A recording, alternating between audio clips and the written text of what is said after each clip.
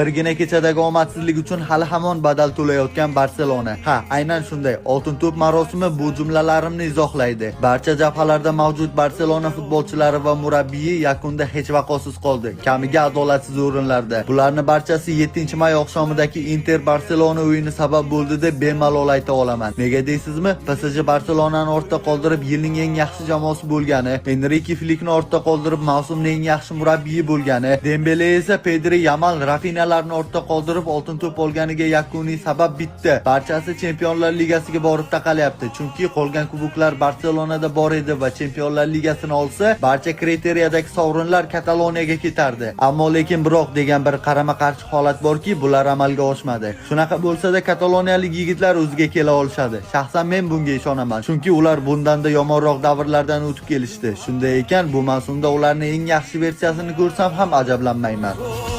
Günüme kadar, kalp durana kadar, aşk mezara kadar.